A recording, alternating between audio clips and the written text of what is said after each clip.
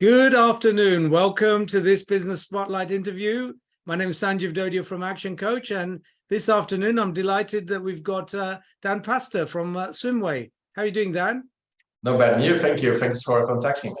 Yeah, brilliant. It's good to have you and to learn about your journey, Dan. So why don't we kick off with you telling us a bit about yourself, how you got into this business, what it's been. What it's been for you so far. Sure. Yes. So I originally from São Paulo, Brazil. I was in marketing before. My degree is in business administration. I do have also a master's in science in business economics in here, but I was working in Brazil. I was 23. Was already having a marketing manager position for Rakete Benkiza, which is a company, Dutch English company. But I need to expand, and I thought it was a good idea to come to the UK to a master's degree, and that's what I did. And that's how we started. Never planned to be running a swimming business or having a swimming school, but that's how things developed. That's how we started. Okay, so how did you get into the swimming? Well, came to England, expensive country to live as a student, and then not much else you can do. You cannot do a proper work because you have to study, but you have to fill little gaps. And I thought, it would be a good idea maybe start doing as a lifeguarding. And that's the first thing I did in this country. I worked as a lifeguard. I realized lifeguard is perfect because you can fit within your schedule. It's flexible shifts, but I realized you could make a lot more actually by teaching as opposed to be sitting in the chair. So I thought, well, how can it be a swimming teacher? Because it also allowed me to work 2 or 3 hours. And then I had a background swimming and not competitor, but I compete. I mean, more like a base, more like club level sort of thing. And I thought it'd be could combine both because I could do something which to do with sports and also allow me to pay the high cost of living in London when you were a student. Yeah, that's what Great, fantastic. That's how so many of us get into business. And what's the business become now? 18 years in. Yeah, so it was a lot of business stages in the way, because what I did as part of my degree, I did a project that was called Home Visit Swimming School. So what I was doing, as I realized, actually was a growing demand of growing demand of swimming instructors going to houses, mostly to developments. So basically, in UK. A very high profile development 30 years ago maybe would not have a swimming pool and a gym. But if you go abroad, any big complex will have a facility. And then things shift about 20 years ago, especially around Chelsea, all these developments around Chelsea. These days, any high building will have a pool and a gym. So pretty much what it is, families were moving to those apartments, and they still had to go down and drive to a club, to a leisure center, or to have lessons. I realized that so we're going to, rather than they come to my lessons here, why can I go to see you there? These days now, is what everyone does. But 20 years ago, was not many people doing it. I realized actually that's a market. I can actually set up an agency and myself as well, and going to people. So what are people doing?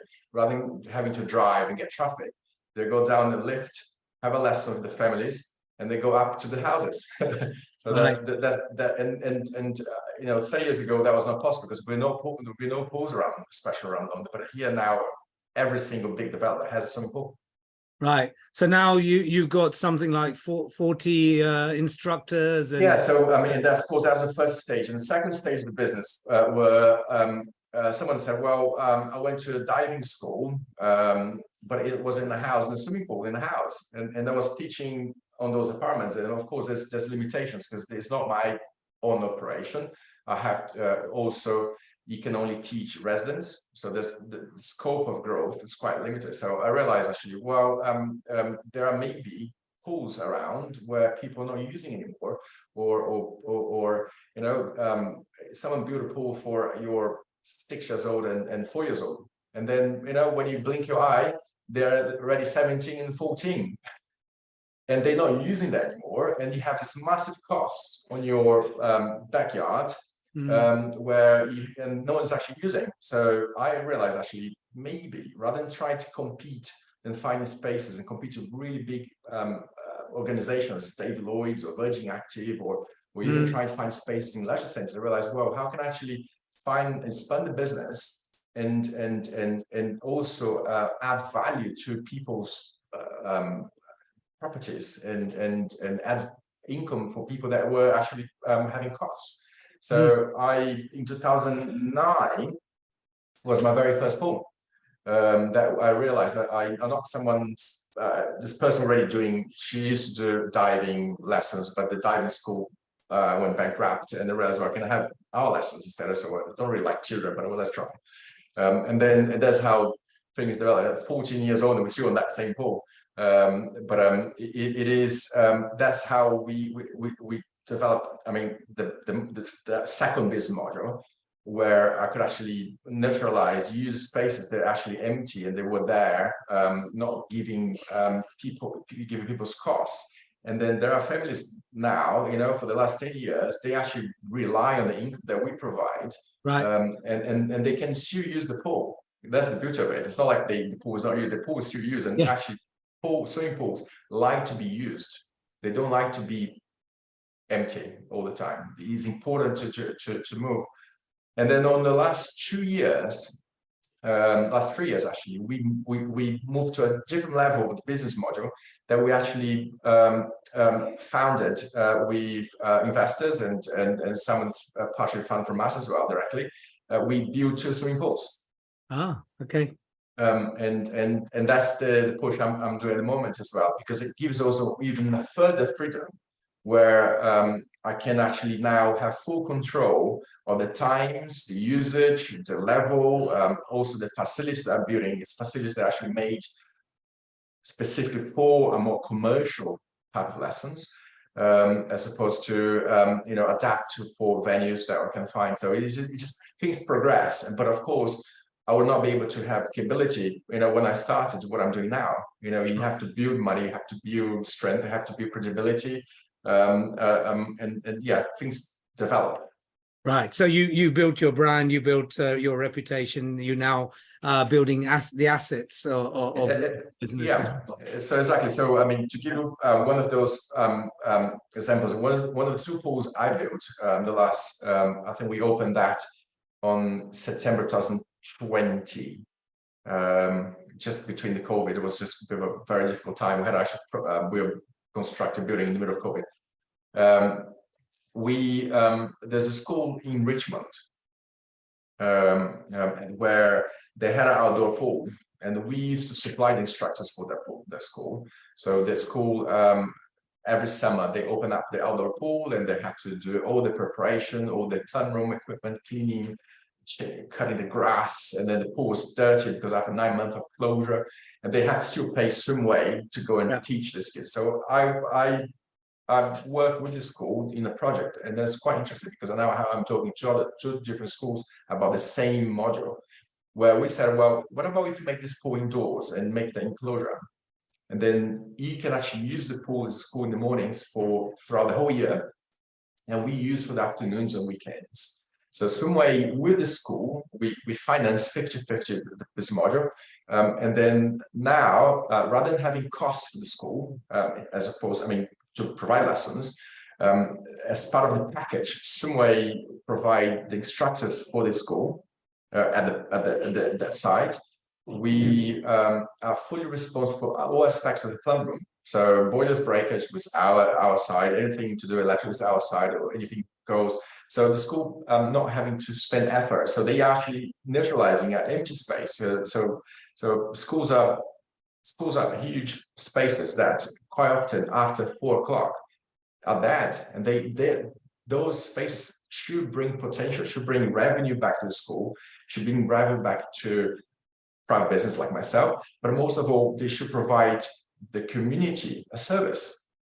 So we are offloading pressure from the council, offload pressure from traffic, because someone goes to school, actually can finish the class at 4 o'clock, 3:45 or 3:30, whatever time they finish, and they can walk across into the school. They have the lessons, or maybe the lessons not exactly after the class, but they can actually go home, because normally you actually don't leave too far from school. And then you're offloading pressure from existing local leisure centers. You offload, no one has to drive anywhere to go anymore, and then also that is bringing revenue to a school.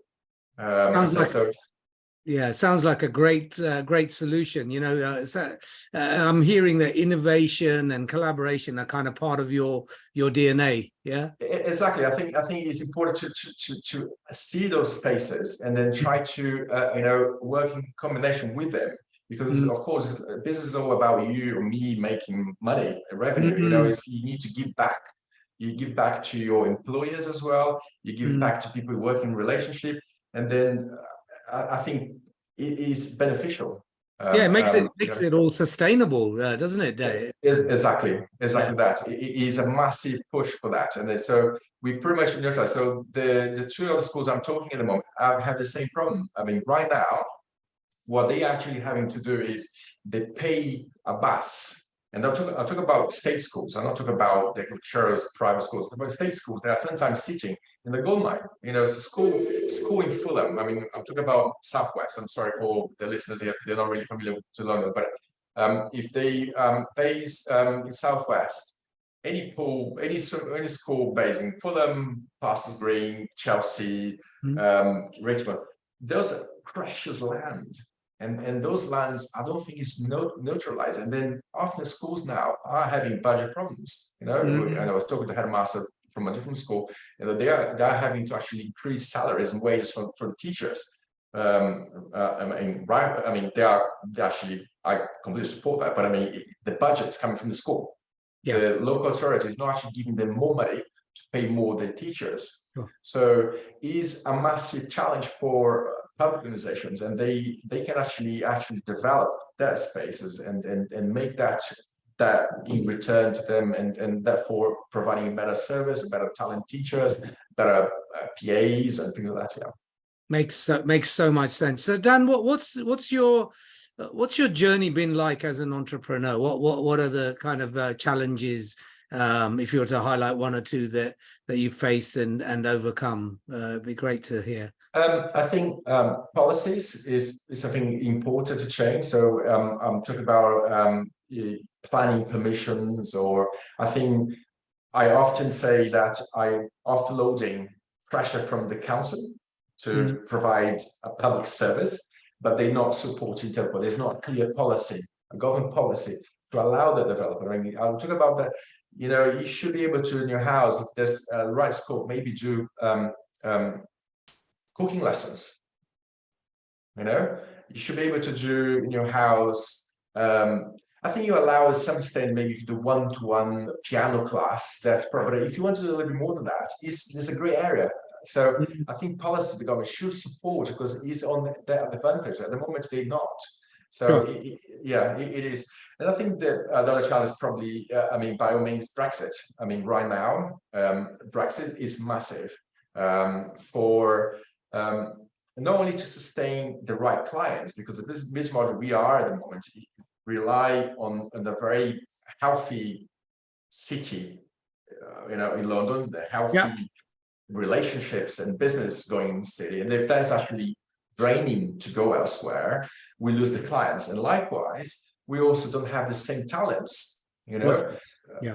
So we you know, I give an example. I mean, if you look at my team, it's still very international, but there are people that were here before 2020.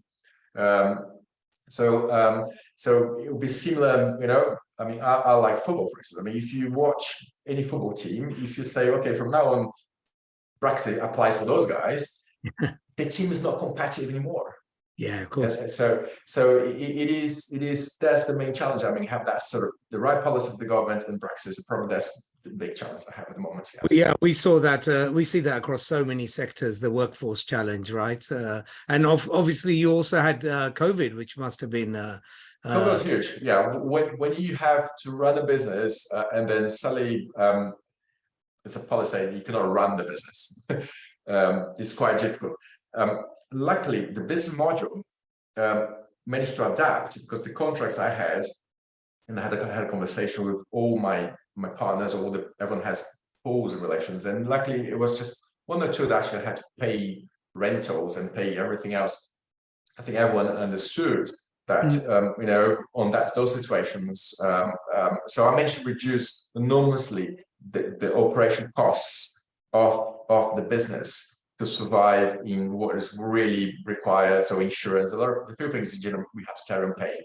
Yeah. But the uncertainty was huge as well, because we don't know when you're going to open. Then you have sometimes you're taking bookings in advance, so you have all these credits with you, and then all the cash flow that you're using this cash flow to run your business, but you haven't provided service yet.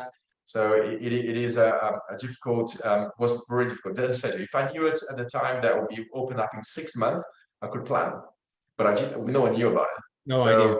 So it was that element of how much I can commit, and then of course, but when everything finished, the module I have, which is going to houses and having very small classes, worked really well in my advantage as well, because no one wanted to go, or no one could actually go to big classes. So if you have your child sharing a class with 5 kids, I don't think we'll be allowed the time. But if you have one child, one-to-one class, then you'll be allowed to. And the module we have allows that sort of,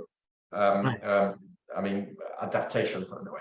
Naturally social distance. Yeah, I get it. 100%. We did it, and then yes, of course, all the masks, but we had all the stations. So I think if I had to do that in a very large operation, let's say 40 children having lessons in one go, I think it'd be almost impossible.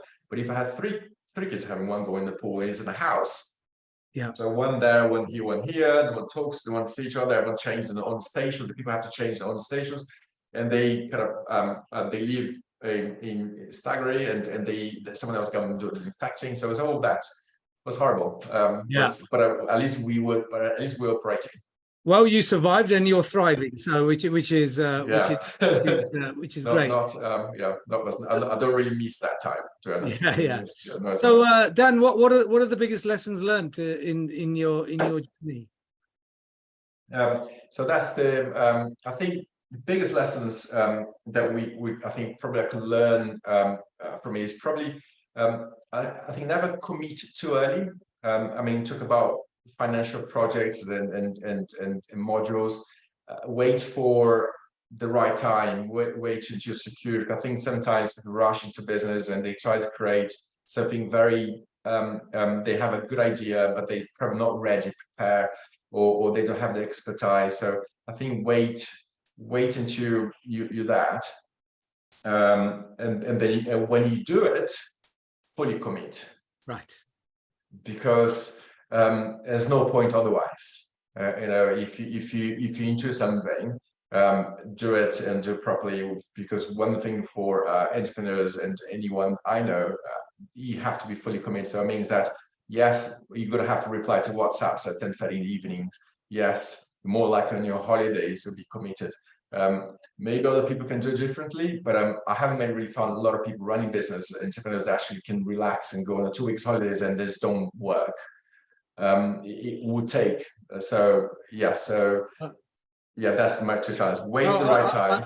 I've got a formula for that, so we can speak about that afterwards. Okay, lovely. Okay. That's what we specialize in. So Dan, what's the future look like for you and Swimway? Yeah, I think is challenges. A lot more companies doing what we do at the moment. So I think we pioneer in a lot of those stages I described. But I don't think we now, there are other competitors. There are people doing similar work that we do. But I think I'm confident, especially because I purposely decide to specialize and concentrate the operation in a very smaller part of the Southwest. And then I benefit from the relationship from it. There's networking, there's people that know each other, there are also the new sites around there. And then the push to work with schools is probably my main driver at the moment. I think there are huge opportunities on that to work and making relations that benefit schools and Swimway and the children and the local authority, the traffic, everything else. That's sort of the push. and also diversity. So I'm launching now in June, something that started as a personal thing for myself, like my hobby, but I'm also decided to extend. So I'm launching day charter boats on a solid. So I have had a smaller vessel, a smaller powerboat for the last 5 years, and then that's my sort of escape on the weekends. I had a marina in Chichester, and then I used to go to Isle of Wight, and then I used to entertain all my friends, and they all love it. They all come for the day. They had a great time. We swam. We went for a pub, but they all went home, and I realized actually I could actually make a business from it, and I have a good database from my clients, especially from my Kensington operation, that I think will be interesting for their family. So we purchased through Swimway a bigger vessel that will be specializing in open water swimming, also specializing in water adaptation for oceans, because we realized there's a lot of people who have fear of deep water, and also children especially. They were very confident in swimming pools, but you take them for deep water, there's nothing underneath, it's quite dark and grey, and there's a very different experience. So we need a vessel to back that operation. Also could be a combination of that plus a day out in beautiful part of England, which is the Solent, just between Isle of Wight and the coast. Very interesting. A bit of a diversification there. Yeah, so diversification is like using the credibility, the brand, the database that we have into new possibilities, new opportunities. Like that. Fantastic. So Dan, to wrap this conversation up, what advice would you give to a emerging entrepreneur, or indeed to your kind of your younger self, your 25-year-old self? Any parting thoughts? I think it's hard because everyone is a different generation. And I'm employing now. I have a 27 years old son, for instance, and I know his generation, and I know his younger people. And now I'm hiring people with age of 24, 23. So it's hard to tell exactly how I was, because it doesn't really apply for generation.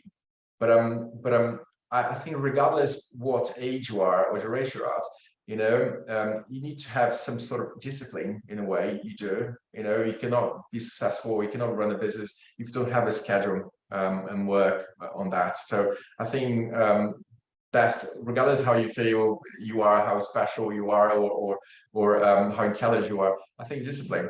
You need to have a routine, and then that's probably having some swimming background helps you, because you can have that on your DNA. You need to get to the pool 5 or 6 in the morning, or you need to swim 400 meters. That gives you. So I think that's create targets and have some discipline. I mean, and then and work. That's a fantastic note to end this conversation on. Jim Rohn says discipline is the bridge between dreams and achievements. So fantastic. Listen, thank you so much. Really enjoyed this conversation. Best of luck to you, and look forward to speaking again soon. Thanks so much. Thanks for talking to me. Thank you.